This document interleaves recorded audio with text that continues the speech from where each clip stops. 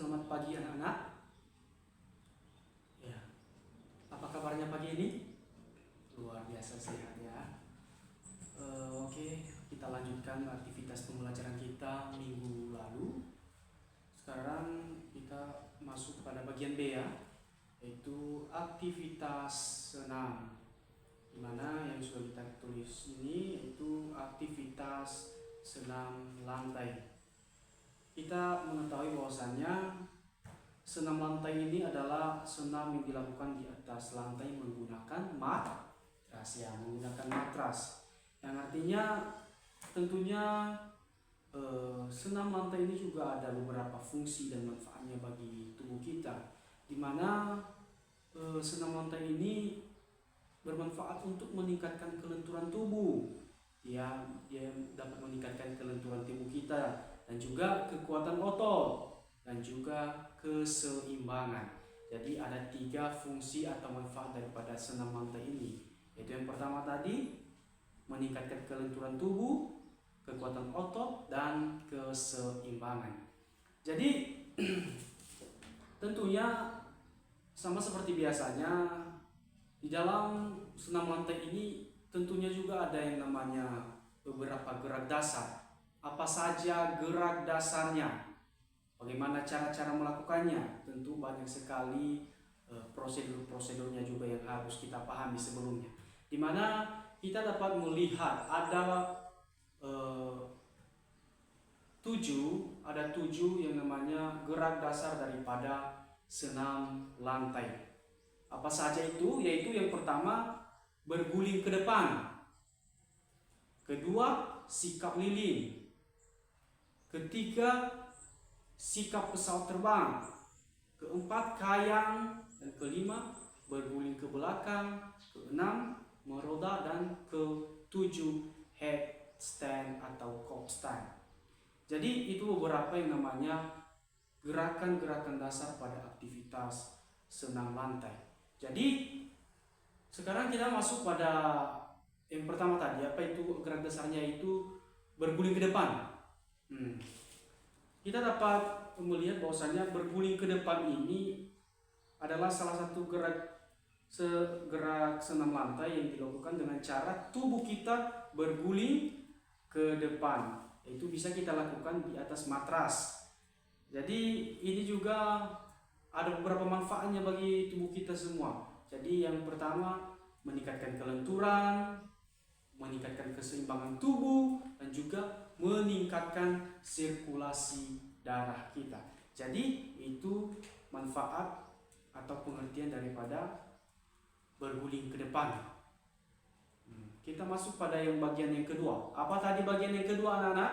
Yaitu sikap lilin. Apa itu sikap lilin?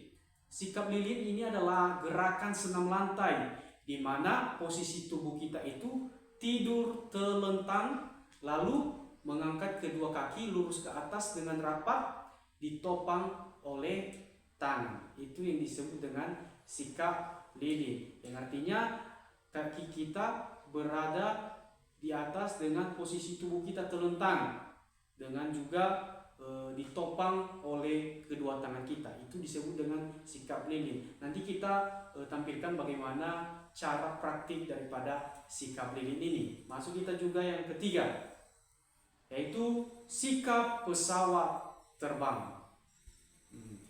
Apa itu sikap pesawat terbang? Kita bisa melihat bahwasanya sikap pesawat terbang ini adalah salah satu gerak dasar pada senam lantai, yaitu dengan gerakan dan posisi tubuh hanya bertumpu pada satu kaki. Yang artinya tubuh kita hanya bertumpu pada satu kaki. Jadi itu disebut dengan sikap pesawat terbang. Jadi yang keempat, kayang. Sekarang kita masuk pada kayang, di mana bisa kita melihat bahwasanya kayang ini adalah gerakan di mana posisi tubuh kita telentang dan melengkung, menyerupai busur dengan telapak kaki sebagai tumpuan ke lantai. Jadi itu disebut dengan sikap kayang.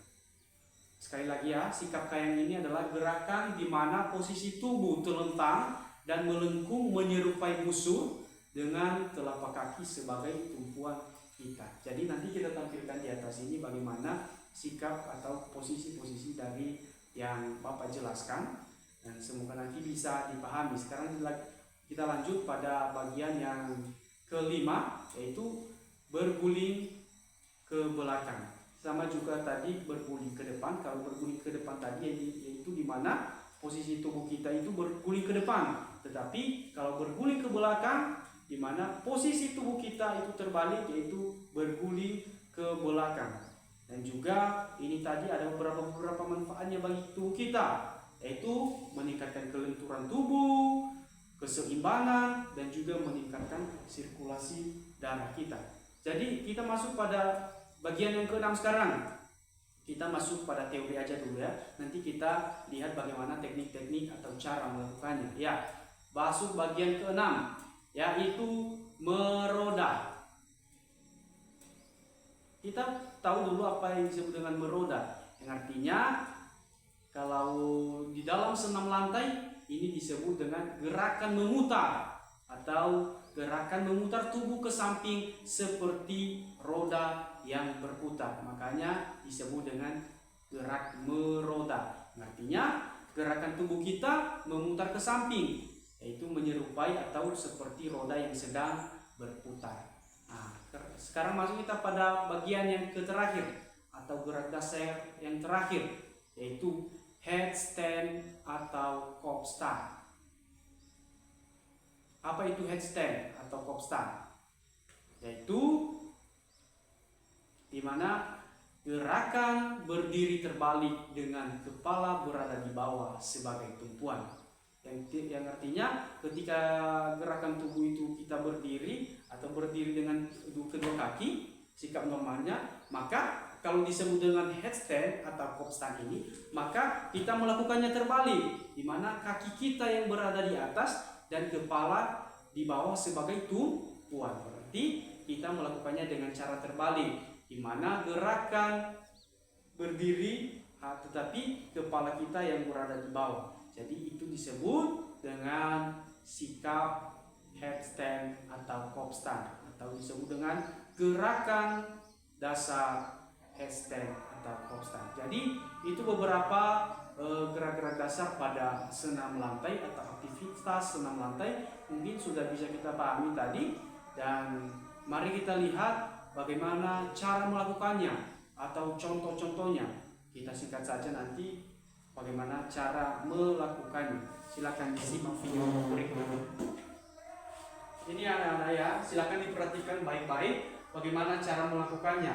Mungkin tidak kita praktikkan hari ini, tetapi pada pertemuan selanjutnya nanti kita akan mencontohkannya. Tetapi setelah kita melihat video ini, setidaknya kita bisa tahu sedikit bagaimana dulu cara melakukannya, supaya juga nanti kita melakukannya tidak dengan cara yang salah, tetapi dengan cara yang benar, seperti yang kita lihat di video berikut ini. Silakan disaksikan.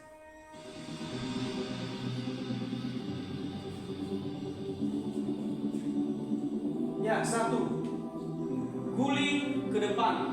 Ini adalah sikap berguling ke depan. Ya, mungkin itu saja yang mungkin bisa Bapak tampilkan untuk materi pada hari ini, dan kita sudah mengetahui tadi bagaimana cara-cara melakukannya. Sekarang Bapak mau bertanya kepada kita semua, kepada anak-anak kami semua, apa itu tadi yang disebut dengan sikap lilin? Ada yang bisa kasih penjelasan? Ya, silakan Ansel. Ya, betul sekali. Di sini Bapak sudah bisa mengetahui bahwasannya kalian sudah mendengarkan dan memahami dengan baik apa yang sudah Bapak jelaskan. Ya, jadi sekian pembelajaran yang mungkin bisa Bapak berikan pada hari ini, dan semoga bisa kita praktekkan di pertemuan selanjutnya. Ya, sekian, selamat siang.